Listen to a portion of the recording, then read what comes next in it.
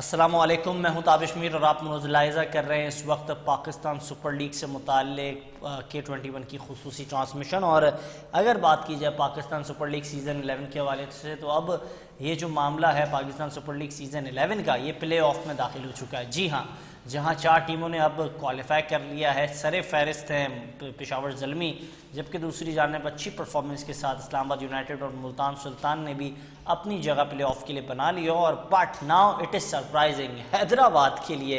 हैदराबाद ने बड़ी शानदार कल परफॉर्मेंस का मुजाहरा किया और शानदार परफॉर्मेंस के साथ अपनी जगह बना ली प्ले ऑफ के लिए। और ऐसा लग रहा था कि कराची किंग्स के जो फैंस थे पहले वो कल के दिन जो है बड़ा खुश रहे, उन्होंने जश्न मनाया और वो जो है पहले इन होते हुए दिखाई दिए। फिर हमने लाहौर कलंदर्स की तरफ से देखा कि उन्होंने मैच जीता, तो फिर उसके फ़ैन जो है बड़े खुश हो गए कि लाहौर कलंदर्स जो है वो प्ले ऑफ में अपनी रसाई हासिल कर चुकी है। लेकिन इसके बाद जिस तरीके से परफॉर्मेंस का मुजाहरा किया हैदराबाद ने और शानदार परफॉर्मेंस के साथ, even we have to edit Usman Khan ने बड़ी ज़बरदस्त बैटिंग का मुजाहरा किया, स्टार्ट बड़ा अच्छा दिया और एंड में बड़ी शानदार और धुआंधार बल्लेबाजी का मुजाहरा किया मैक्सवेल ने, जिसकी वजह से बड़ी हेल्प आउट हुई हैदराबाद को। और Hyderabad, yes it is not like this, लेकिन हाँ बिल्कुल ठीक कहा गया, मुख्तलिफ एक्सपर्ट्स की जानिब से कहा जा रहा है कि when Maxwell join the scam, और इस टीम को ज्वाइन करने के बाद टीम की परफॉर्मेंस मुकम्मल अलग हो गई।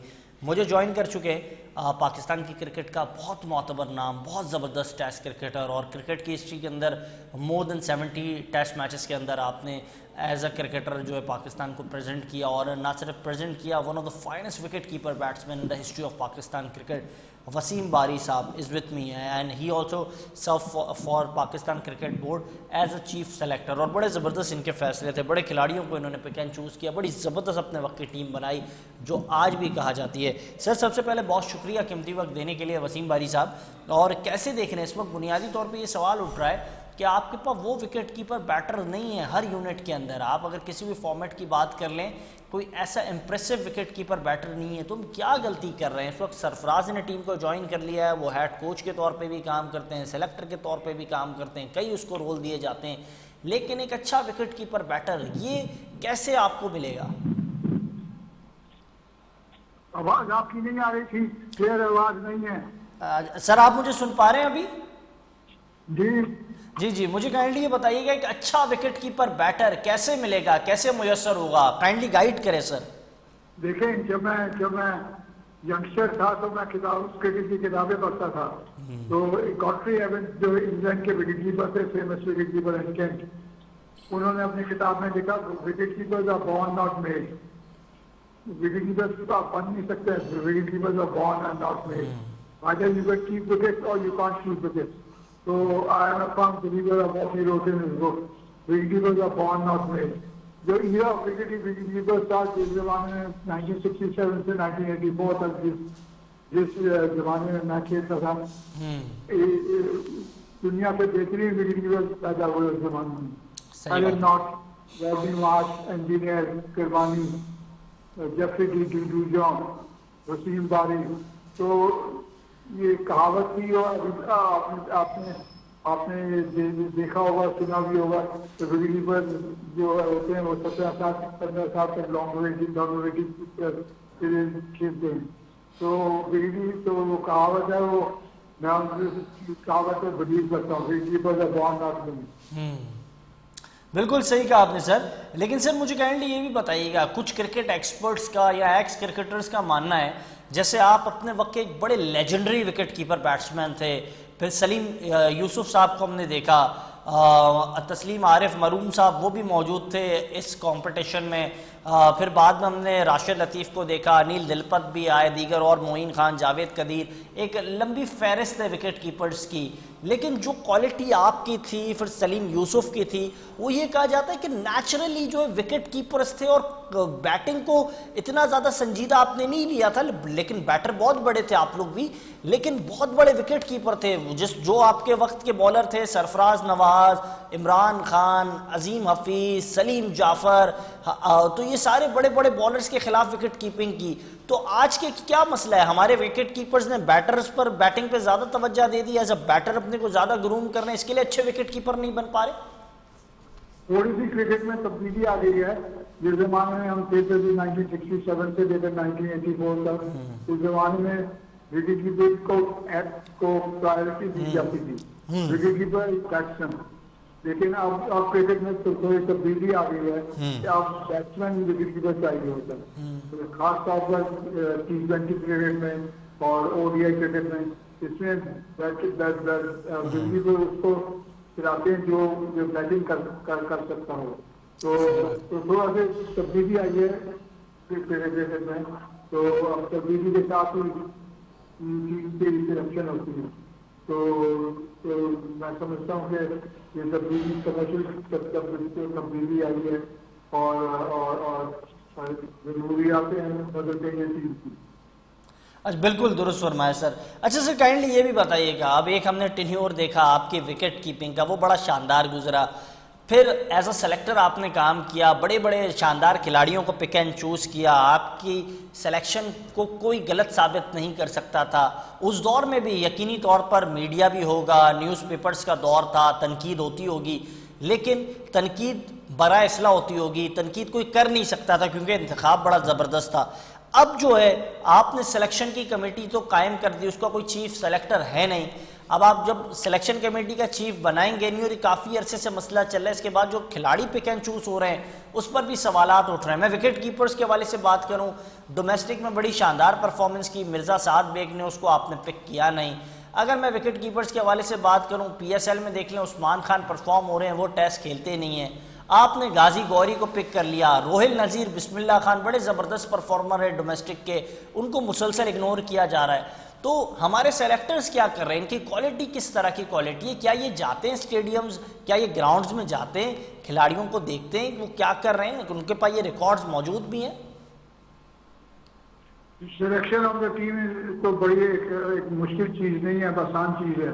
हमारे ज़माने में हमने जो सिलेक्ट करना थे, शोएब अख्तर था और यूनुस खान थे और मिसबाउल हक थे, इंजन अहमद हक थे, यूसुफ थे। तो सिलेक्शन तो बहुत आसान चीज़ है करनी। 8-10 प्लेयर में से 8 प्लेयर जो होते हैं वो खुद ही सिलेक्ट हो जाते हैं, उनको सिलेक्शन की जरूरत ही नहीं होती। सिर्फ कंसिस्टेंसी और सिलेक्शन होनी चाहिए। फिर एक दो प्लेयरों की सिलेक्शन होती है और वो आप सिलेक्शन कर सकते हैं। टैलेंट स्पॉट करना हर आदमी का काम नहीं होता। टैलेंट को स्पॉट करना और उनको चांस देना और उनको इनकरेज करना, मोटिवेट करना, ये चीज़ों की ज़रूरत होती है। और अमूमन कैप्टन के साथ मिलकर टीम सिलेक्शन आपने की, क्योंकि जो ट्रायल का सिलेक्शन होता है उसमें इम्पोर्टेंट चीज़ जो होती है वो सबसे इम्पोर्टेंट चीज़ कैप्टन होता है। तो captain got to be the most important man, क्योंकि सारी सिलेक्शन मैच की तो उसने करनी होती है, और उसके साथ चीफ सिलेक्टर और उसके साथ कोच, अगर ये तीन इम्पोर्टेंट लोग होते हैं, अगर आप ये मिलकर आप करें तो सिलेक्शन अच्छी हो जाती है। अगर आप मिलकर नहीं सिलेक्शन करें तो सिलेक्शन खराब होती है और टीम की परफॉर्मेंस अच्छी नहीं। तो सिलेक्शन करनी मुश्किल नहीं है, सिलेक्शन करनी बड़ी आसान है। बिल्कुल सही कहा आपने। अच्छा सर, शान मसूद के हवाले से क्या कहेंगे? एक ये नैरेटिव जो है बन गया था कि शान मसूद सिर्फ टेस्ट के बैट्समैन है, लेकिन इस बार वो अपनी फ्रेंचाइज के लिए जिस तरीके से परफॉर्म कर रहे हैं और मिडिल ऑर्डर्स में जाके वो परफॉर्म कर रहे हैं, बड़ी ज़बरदस्त बैटिंग का मुजाहरा कर रहे हैं, क्या PSL का मयार बहुत ज़्यादा नीचे हो गया है कि हमारे ये जितने सारे परफॉर्मर्स हैं ये हमारा नज़रिया PSL में तब्दील कर देते हैं और फिर इंटरनेशनल का क्राइटेरिया बड़ा मुख्तलिफ है, वहाँ ये परफॉर्म नहीं कर पाते हैं, या फिर कोई और मंतक है? देखिए जी, ये डिपेंड करता है कि आपकी टीम और आपका कैप्टन किस चीज की कैसे प्लेयरों की जरूरत है उनको। तो जिस उनके जो बिजनेस प्लान जो है वो क्या है और उनकी प्लानिंग क्या है मैच की। अगर आपकी प्लानिंग मैच की अच्छी होती है और आपकी सिलेक्शन भी अच्छी होती है तो आपके रिजल्ट अच्छे आते हैं। लेकिन अमूमन जो बिजनेस प्लान होता है उसमें फर्स्ट 6 ओवर्स में तो आपको प्लेटफॉर्म बनाना होता है और उसके बाद कंसोलिडेशन करनी होती है कि आप प्लेटफॉर्म पे एडवांटेज दें। और लास्ट 6 ओवर में एक्सेलरेशन करनी होती है। तो ये बेसिक्स ऑफ क्रिकेट अगर आप ठीक रखें तो आपकी परफॉर्मेंस भी अच्छी होती है। अगर बेसिक से आप हट जाएं, न्यूट्रिशन ऑफ द स्ट्राइक ना करें और पार्टनरशिप्स नहीं करें और फील्डिंग को ध्यान नहीं दें तो फिर वो परफॉर्मेंस आपकी अच्छी होती है। बेसिक्स ऑफ क्रिकेट एक जैसी होती है और सबको फॉलो करना होता है और उन बेसिक्स को अगर आप सिंपल क्रिकेट खेलें तो आपके रिजल्ट अच्छे आएंगे। अगर आप कॉम्प्लिकेशन से खेलेंगे तो रिजल्ट अच्छे नहीं होंगे। तो match cricket is a very simple game और अगर आप सिंपल जितना सिंपल रखेंगे उतना कामयाबी आपकी अच्छी होगी। अच्छा सर, बुनियादी तौर पे ये सवाल उठ रहा है, PSL हो रही है, बड़ी शानदार हो रही है, आपने बांग्लादेश के लिए टीम का ऐलान कर दिया, जिन सेलेक्टर्स ने टीम का ऐलान किया उन 2 सेलेक्टर्स जो है अब वो कोचिंग पैनल में भी खिदमत अदा करेंगे। अब PSL होते हुए हमने देखा कि PCB ने उन्हें काम करने से रोक दिया, सरफराज को भी और वहाब रियाज को भी, कि आप जो है दोनों काम PSL में ना करें ताकि जो मफादात हैं उनका टकराव ना हो। लेकिन एक ही इदारे के अंदर अब 2 मुख्तलिफ जॉब्स, असद शफीक की तो 4 मुख्तलिफ जॉब्स हैं और सरफराज को भी यक के बाद दीगर जॉब से नवाजा जा रहा है। तो आप नहीं समझते PCB के पास तो बड़े महारत भी हैं, माली तौर पर भी बड़ा मुस्तहकम है, लेकिन इस तरह के फैसले करना, दीगर और भी कोचेज़ हैं पाकिस्तान के अंदर और भी क्रिकेटर्स हैं जिन्होंने कोचिंग कोर्स किए हुए हैं, उनको ले आएँ, उनसे काम ले लें और बहुत बेहतर नाम नहीं है, आप नहीं समझते? सरफराज को काफ़ी क्रिकेट खेले हैं और अंडर 19 में कप्तानी भी उन्होंने की है और काफ़ी तजर्बेकार खिलाड़ी हैं। तो मैं समझता हूँ कि सबको चांस मिलना चाहिए सिलेक्टर करने का, सिलेक्शन करने का और टीम जब सिलेक्शन हो जाए तो फिर उसको सपोर्ट करना चाहिए। आपको सबको हमको इनको सपोर्ट करना चाहिए और फिर जब टीम वापस आ जाए टूर से उसके बाद आप तनकीद कर सकते हैं। लेकिन जब टीम सिलेक्शन हो जाती है और टीम चली जाती है टूर पर तो फिर is not the right time, सही वक्त नहीं है सिलेक्शन क्रिटिसाइज करने के लिए। तो क्रिटिसिज्म तो करना बड़ा आसान है और क्रिटिसिज्म करने का वक्त भी होना चाहिए। जैसे मैंने आपको कहा कि 1 या 2 प्लेयर की सिलेक्शन होती है, बाकी प्लेयर तो खुद अपने आप को सिलेक्ट कर लेते हैं। पाकिस्तान के टीम के लिए टैलेंट तो काफ़ी है लेकिन कंसिस्टेंसी ऑफ सिलेक्शन जरूर होनी चाहिए। कंसिस्टेंसी ऑफ सिलेक्शन होनी चाहिए और कप्तान के साथ मिलकर, कोच के साथ मिलकर आपको सिलेक्शन करनी चाहिए। अकेले सिलेक्शन कमेटी। अच्छा सर, एक और बुनियादी सवाल, बहुत इजी कर दिया आपने, पाकिस्तान की कैप देना शायद बहुत इजी कर दिया, या फिर पाकिस्तान की क्रिकेट बहुत अब इजी हो गई है।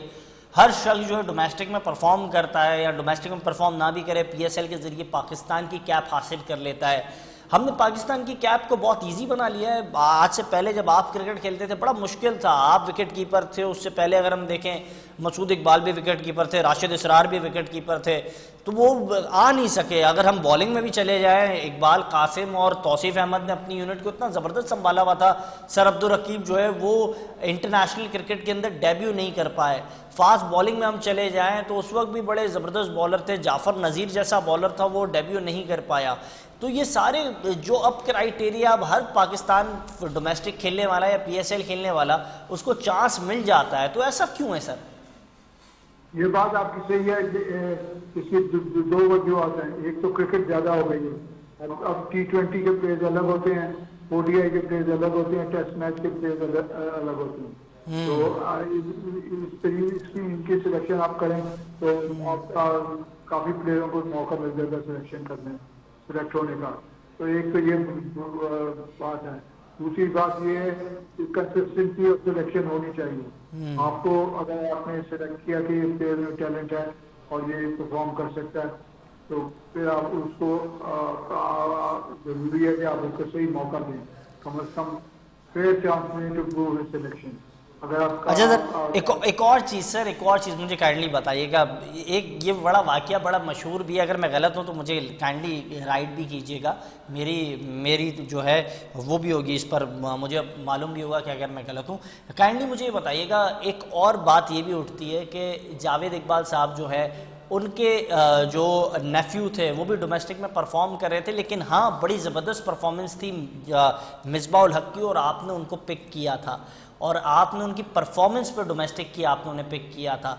तो ये जो बात की जाती है, अब जो हमारे सेलेक्टर्स हैं वो कहा जाता है कि ये जो सेलेक्टर्स बने, मिसबाह उल हक जो है वो सिलेक्शन कमेटी का भी पार्ट बन गए, कहा गया कि अब ये सिलेक्शन कमेटी का पार्ट बन गए। मुतादिद क्रिकेटर्स हमारे यहाँ प्रोग्राम में आके कह रहे हैं अब ये सिलेक्शन कमेटी का पार्ट बन गए तो इनके साहबजादे फाम उल हक जो है वो बासानी डेब्यू कर लेंगे। आप समझते हैं अगर ये चीज़ हुई पाकिस्तान की क्रिकेट के अंदर एक ये नया कल्चर आ गया तो फिर इससे बड़ा नुकसान होगा, क्योंकि आप जैसे बड़े मोतबर सिंसियर क्रिकेटर जो हैं उन्होंने हमेशा क्रिकेट की रिस्पेक्ट की, आज तक आप लोगों को दुनिया क्रिकेट जानती है, ये आप लोगों के काबिल फ़ख्र बात है। लेकिन ये जो अब चीज़ें होने जा रही हैं ये कितने ख़तरनाक होगा पाकिस्तान की क्रिकेट के लिए? देखिए, ये जो मैंने आपको पहले कहा कि सिलेक्शन टीम की सिलेक्शन जब होती है तो 8-10 प्लेयर कभी भी अपने आप को सिलेक्ट कर लेते हैं, 1-2 प्लेयरों की सिलेक्शन होती है। उसमें आपको देखना चाहिए कि ऐसे प्लेयरों को लेना चाहिए जिन जो हिम्मत से खेलते हो, जिनकी मैच टेम्परामेंट अच्छा हो, जिसकी जिसका जिसके टैलेंट अच्छा हो, और फिर आप उनको मौका दें। अगर आप ज़्यादा चेंजेस करेंगे वो भी फायदेमंद नहीं होती टीम के लिए।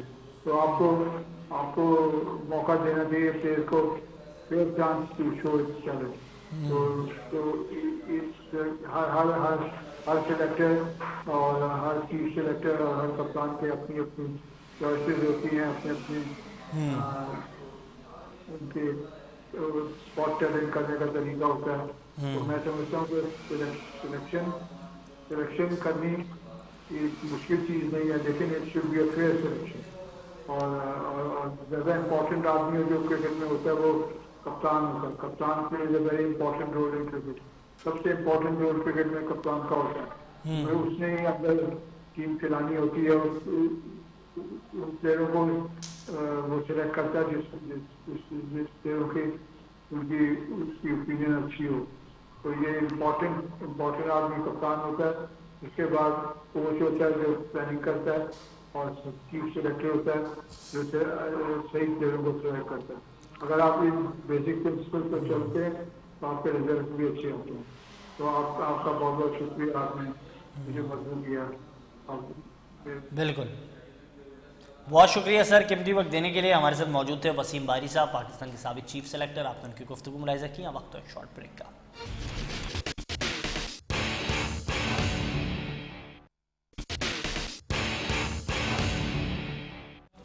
प्रोग्राम में फिर से खुश आमदीद, और मुझे इस वक्त ज्वाइन कर चुके हैं पाकिस्तान के क्रिकेट के one of the finest batsman in the history of Pakistan cricket, legendary cricketer जनाब ज़हीर अब्बास साहब, जिन्हें एशियन बैडमैन कहा जाता था। उनके छोटे भाई मेरे साथ मौजूद हैं और वेटरन क्रिकेट के अंदर भी बड़ी शानदार परफॉर्मेंस का मुजाहरा कर रहे हैं।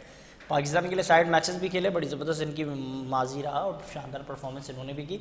लेकिन ज़हीर अब्बास साहब इज़ विथ मी, और ज़हीर भाई क्या कहेंगे, PSL कैसे देख रहे हैं as a former cricketer? PSL में कुछ चीज़ें बेहतर हुई हैं आप समझते हैं या नहीं? आवे का आवा वैसा ही है जैसे हम बात करते हैं अक्सर मामूल के मुताबिक? देखिए, कोशिश तो की जाती है अच्छा करने की, लेकिन आपका स्टैंडर्ड तो बहुत लो है।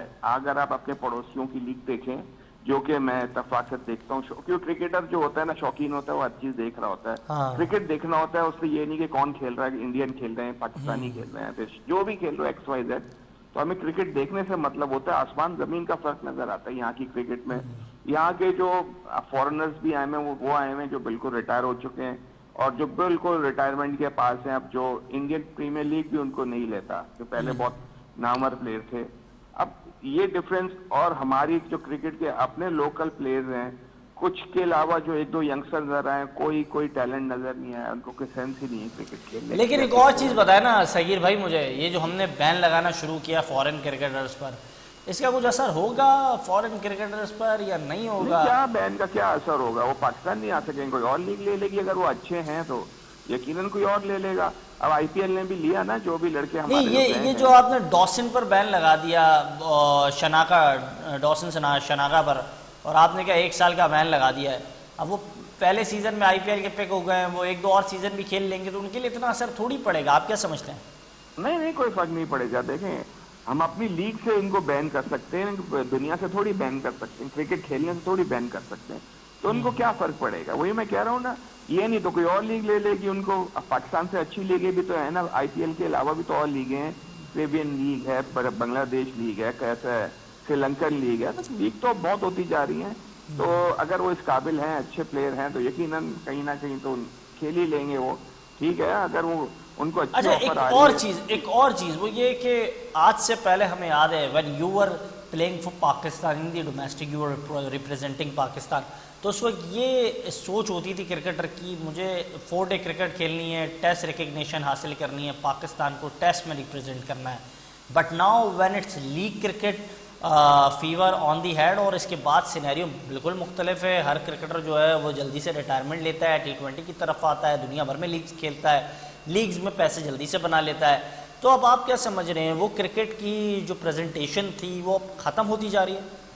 बिल्कुल खत्म होती जा रही है। देखें, क्रिकेट का शौक क्रिकेट की लव से होता है। आप जितना क्रिकेट से लव करेंगे उतना आपको क्रिकेट में आपको कामयाबियां भी मिलेंगी। प्लेयर देखें, आजकल T20 फॉर्मेट ऐसा हो गया, इतना शॉर्टकट है कि एक मैच में आपने स्कोर कर दिया, आप 10 मैचों तक दोबारा से उसी परफॉर्मेंस पे खेलते ही रहते हो। लेकिन आप बड़ी क्रिकेट खेलते हो, जैसे हमने तो कभी वनडे खेलने का सोचा ही नहीं था। हम तो ये कहते हैं यार काश हम टेस्ट प्लेयर बन जाए। हम मेहनत ही टेस्ट के लिए करते थे, दिन रात मेहनत करते थे। जब हमारे ऑफ डेज होते थे, जब हमें कुछ नहीं करना होता था, तब भी हम ग्राउंडों में जाके चक्कर लगा रहे होते थे, एक्सरसाइजें कर रहे होते थे। मतलब हमें खेल से मोहब्बत था। पैसे से तो देंगे, यकीनन जब आदमी मेहनत करेगा चाहेगा उसका कुछ तो रिवॉर्ड मिले। पैसे भी जरूरी होते हैं, लेकिन पहले क्रिकेट से इंटरेस्ट, पहले क्रिकेट से लव, फिर कुछ और। आपको जिस चीज से जो चीज आपको दे रही है, आप उसके लिए मेहनत नहीं करोगे तो फिर कोई फायदा नहीं है। वनडे T20 यकीनन शॉर्ट फॉर्मेट है। आप सब ये चाहते हैं अपने स्टेमिना बचाना। क्रिकेट भी बहुत हो गई है हमारे जमाने में, हाँ जरूर ये बात है, क्रिकेट इतनी नहीं होती थी, लेकिन फिर भी इतना भी नहीं था कि देखिए 4 डे क्रिकेट का असल टेस्ट का 5 डे का मसला भी जो होता है, टेस्ट का मतलब आपका टेस्ट है। T20 हो गया, वनडे हो गया, इसमें आपका कोई टेस्ट नहीं है। इसमें 90% फ्लूक है, 10% आपकी टेक्निक है, कभी लग गए कभी नहीं लगे। लेकिन टेस्ट में तो 4 स्लिपें लगी हुई, सिलियां लगी हुई, उसमें जो रन करना होता था वो आसान नहीं होता था, जो आप पे प्रेशर आता था। वनडे में आपको T20 में इतना प्रेशर नहीं होता। सर इसके बाद भी तो हम देख रहे हैं ना कि उस वक्त के जो क्रिकेटर्स थे वो बहुत बड़े क्रिकेटर थे। पाकिस्तान के लिए 20,000 रन बनाए साजिद अली ने, लेकिन वो टेस्ट में पाकिस्तान को रिकग्नाइज नहीं कर पाए। फिर अगर हम बात करें सईद आज़ाद के 10,000 रन थे, वो भी पाकिस्तान को रिप्रेजेंट नहीं कर पाए टेस्ट क्रिकेट में। आपके कई हज़ार रन थे, आप पाकिस्तान के लिए साइड मैच खेले लेकिन पाकिस्तान को रिप्रेजेंट नहीं कर पाए आप भी इंटरनेशनल फॉर्मेट के अंदर। और अगर मैं इसी तरह बात करूं, अनवार उल हक थे, राशिद इसरार थे, दीगर और बड़े बड़े क्रिकेटर्स थे जिनकी शायद डोमेस्टिक में बड़ी शानदार परफॉर्मेंस थी, but it was not a piece of cake. You are representing Pakistan, a test nation, a winning world cup champion. लेकिन इतना इजी नहीं था। बट नाउ आप जब से 2009 के बाद से कोई टाइटल जीते नहीं, 2017 के बाद से कोई टाइटल जीते नहीं, इसके बाद से till now Pakistan is going backwards and backward in Pakistan cricket. और कुछ उसका मुस्तकबिल नजर नहीं आ रहा कि पाकिस्तानी क्रिकेट कहाँ जाएगी। बड़े बड़े क्रिकेटर से हमारी बात होती है, राशिद लतीफ़ साहब कहते हैं पाकिस्तान की क्रिकेट 10 साल पीछे चले गई। दीगर और बड़े खिलाड़ियों से गुफ्तगू होती है, वो कहते हैं कि इसके अलावा बात करो। हेलो जी सगीर भाई। जी जी जी जी देखिए, क्रिकेट तो हमारी बहुत पीछे चली गई है 10 साल। देखें आप, हम कंपेयर नहीं कर सकते किसी को, लेकिन देखिए अच्छा वक्त सबका आता है। अब पहले भी बीच में देखिए, पहले गैप ऐसे आता था कि अच्छे प्लेयरों को एक आध रिप्रेजेंट कर देता था, हटा देता था, उसकी जगह नहीं आ जाता, तो आपकी टीम में इतनी प्रॉब्लम्स नहीं होती थी। अब बीच में जब ये बाबर और ये रिजवान आए, तो उस वक्त कुछ ऐसे प्लेयर आए जिनको हम इंडक्ट कर सकते थे टीम में, जो आगे आपको आके फायदा दे सकते थे। अच्छा, उनको एज अ क्रिकेटर आपसे सवाल करूंगा, मुझे काइंडली आप गाइड कीजिएगा। हमने वक्तन फवक्तन देखा पाकिस्तान की क्रिकेट के अंदर लॉबी का सिस्टम आया। हर क्रिकेटर था, हर बड़ा खिलाड़ी था, उसने अपनी लॉबी बनाई। खान साहब आए, उन्होंने अपनी टीम बनाई और फिर उन्होंने अपने हिसाब से अपनी टीम चलाई। उन्होंने माजिद खान साहब को ही बाहर कर दिया, दीगर और भी सीनियर क्रिकेटर थे, मुदस्सिर नज़र थे, मोहसिन हसन खान थे, वो भी किसी मामले के बाद जो है बाहर हो गए। इकबाल कासिम उमर पे बैन लग गया। वर्ल्ड कप के लिए इकबाल कासिम को नहीं लेके गए, इकबाल सिकंदर टीम में आ गए। फिर 2009 वर्ल्ड कप यूनिस खान के खिलाफ जिस तरीके से हुआ, उन्होंने टाइटल जिताया लेकिन उसके खिलाफ बगावत हो गई। 2017 बैड पैच आया सरफराज की क़यादत पर, 2019 के बाद उन्हें आपने बाहर कर दिया। अब एक नया ग्रुप बन गया, रोटी गैंग बन गई, उसमें फूट पड़ गई। आप समझते हैं इसने ज़्यादा नुकसान पहुंचाया पाकिस्तान की क्रिकेट को?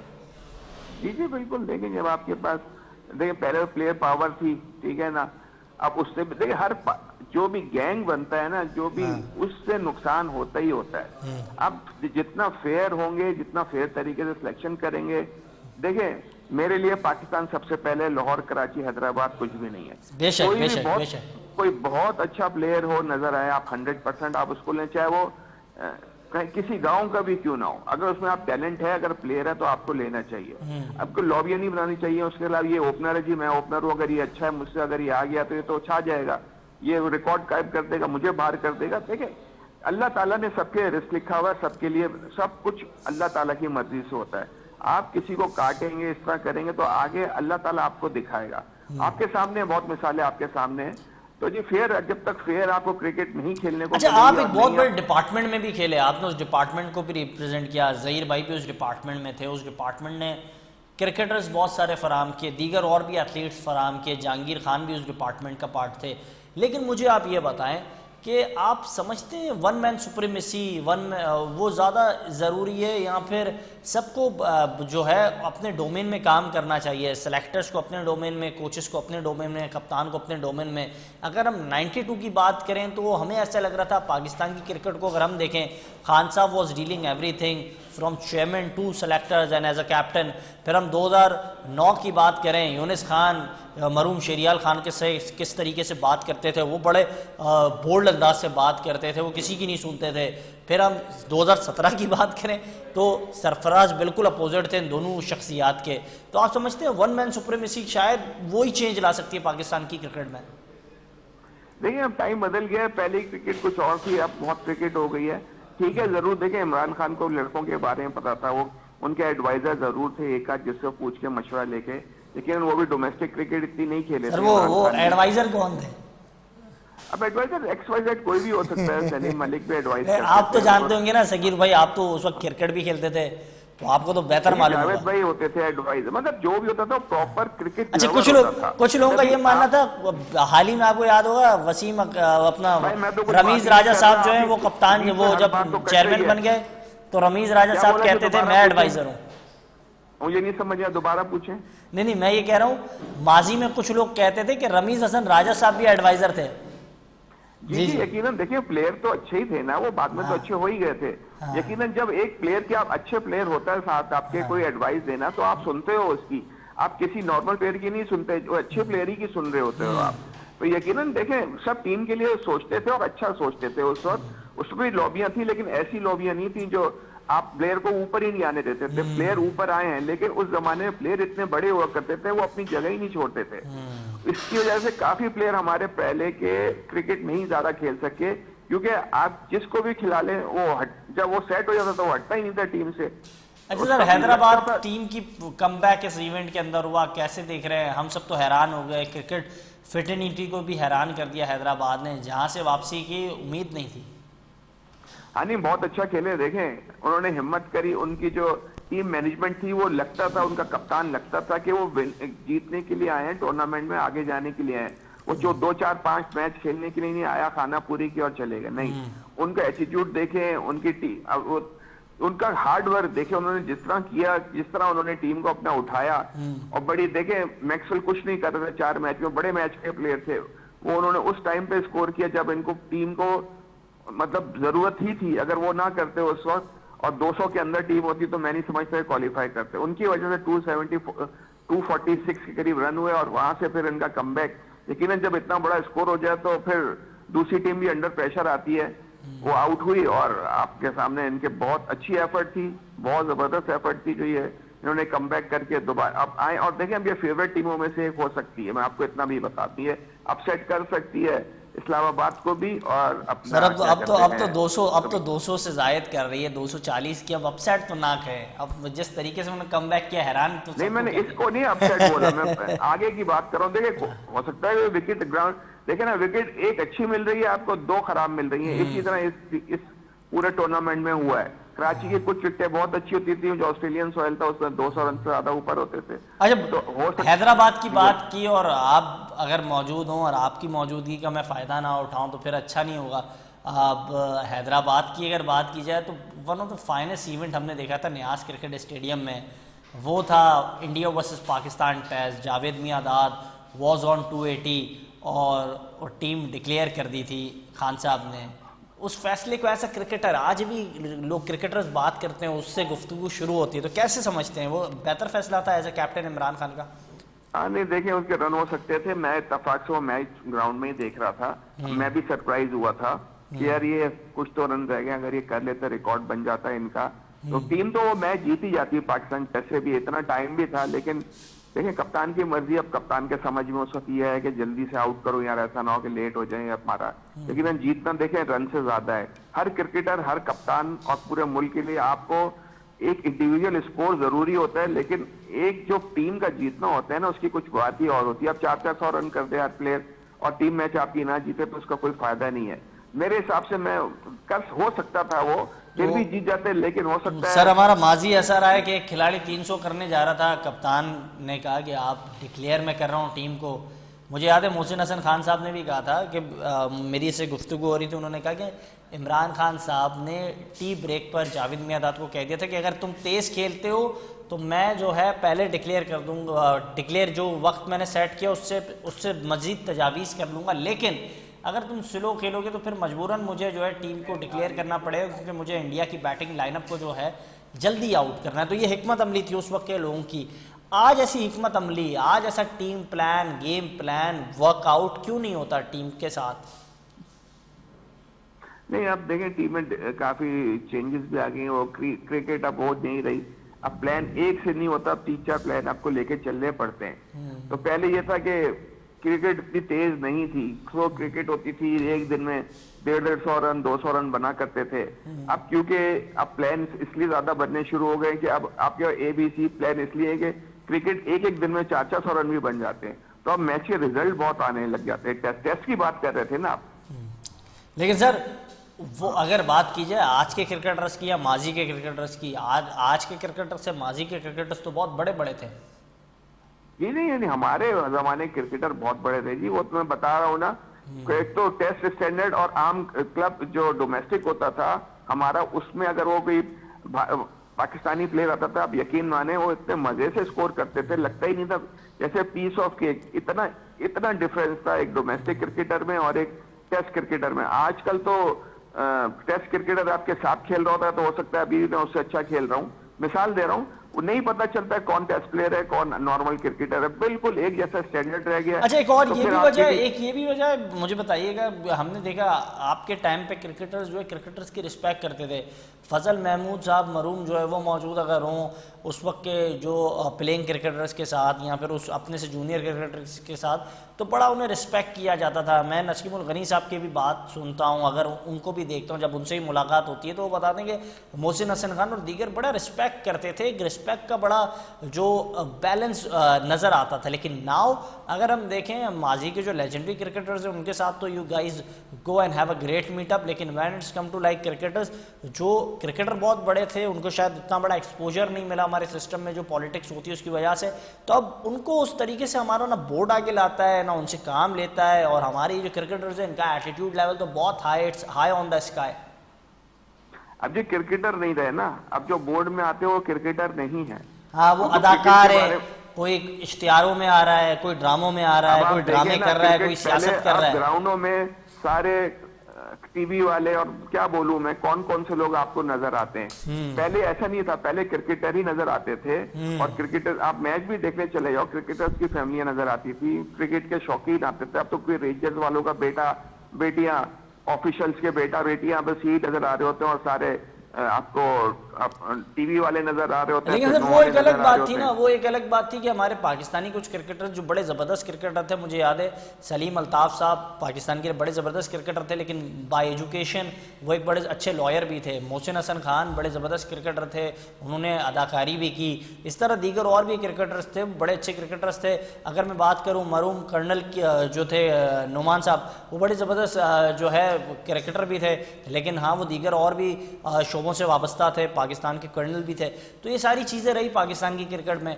लेकिन आज हमारा क्रिकेटर होने के बजाय वो सारे काम कर रहा होता है और हमें उसकी परफॉर्मेंस चाहिए। अगर बात कर ली जाए साइम अयूब की, तो साइम अयूब की परफॉर्मेंस को तो आप देखें कल तक आप कह रहे थे ये सईद अनवर है, आप उसको एशिया कप में लेके के गए, वह कहा ये सईद अनवर की तरह परफॉर्म करेगा, वो सईद अजमल बन गया। आज ना सईद अनवर रहा ना सईद अजमल रहा। 12 करोड़ में कोयटा ग्लैडिएटर्स ने उन्हें ले भी लिया, उसकी परफॉर्मेंस 12 रुपए की भी नहीं थी।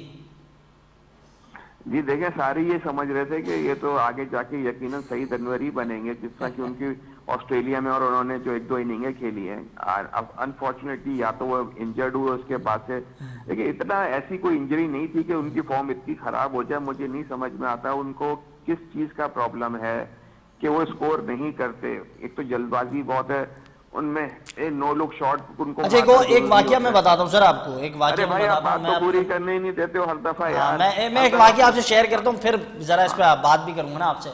एक वाकया बड़ा ज़बरदस्त है। आज एक क्रिकेटर की मुझे कॉल आई और उन्होंने कहा कि मैं एक कैंप में गया था एक बंदे से मुलाकात करने, वहाँ जनाब साइम अयूब साहब, पाकिस्तान की क्रिकेट का बहुत बड़ा किंग, वो मौजूद थे और एक और भी क्रिकेटर थे, और पाकिस्तान के रिसेंट जो इस वक्त कोचिंग पैनल का पार्ट है हनीफ मलिक, वो भी मौजूद थे। तो वो हनीफ मलिक साहब जो खुद ही गए उस क्रिकेटर से मिलने, उनका यार डोमेस्टिक के बहुत बड़े क्रिकेटर थे और पाकिस्तान को भी रिप्रेजेंट किया, और इनके जैसे शॉट तो कोई नहीं खेल सकता था। तो उन्होंने कहा कि साइम अयूब साहब जो हैं, उन्होंने तो इस तरीके से मुझे देखा जैसे वो शायद जानते नहीं है, पहचानते नहीं है, एटीट्यूड लेवल इतना हाई था। तो आप समझते हैं इस तरीके का जब एटीट्यूड है खिलाड़ी का, जिसके साथ ऐसा बैट पैच चल रहा है। मुझे याद है अजहर महमूद जो है, अजहरुद्दीन का बड़ा बैट पैच चल रहा था, वो ज़हीर अब्बास साहब के पास आया, मुलाकात की, उन्होंने सीखा और इसके बाद उन्हें रिजल्ट मिला। ये जो चीज़ होती है, ये मैसेज कितना ज़बरदस्त होता है, आप इस पर मुझे बताएं। देखिए, आप बड़ों की इज्जत नहीं करेंगे तो आपके का बुरा वक्त आएगा तो फिर आपकी भी कोई इज्जत नहीं करेगा, कोई आपको बैक नहीं करेगा। देखिए, आप जितने क्रिकेट जो भी है, आपने इन्हीं को देख के सीखा, इन्हीं से आपने यकीनन इंस्पायर होते हैं। आप क्रिकेटर जब आप क्रिकेट टीवी में देखते हैं, या आपको शौक किस लिए पैदा होता है?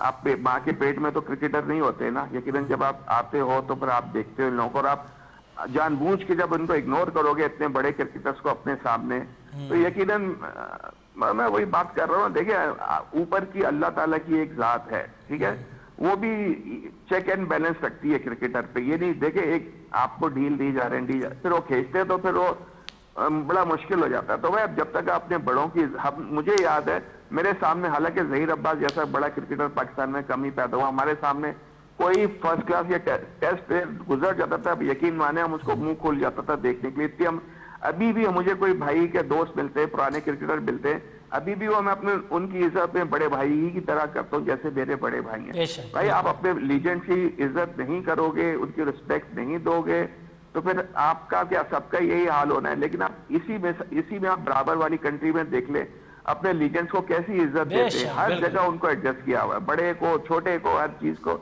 उसको लगता है कि वो इज्जत दे रहे हैं। और देखे ना, इवन छोटे छोटे प्लेयर जिनके इतने बड़े नाम हो गए, वो किस तरह इज्जत दे रहे होते हैं, और हमारे मुल्क में ये चीज है ही नहीं।